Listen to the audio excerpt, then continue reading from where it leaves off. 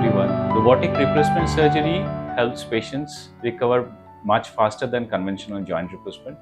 The reason being, our soft tissue dissection inside the joint is much lesser, as well as we don't drill inside the femur bone. So the patient have much lesser pain compared to the conventional joint replacement. And we try to balance the knee in such a way that the range of motion after the surgery is very good, and that's why the patient needs even lesser physiotherapy and lesser pain during the rehabilitation following robotic joint replacement. So the patient can join office much faster than conventional joint replacement. These days we see that patient can join office even after 3 to 4 weeks of surgery.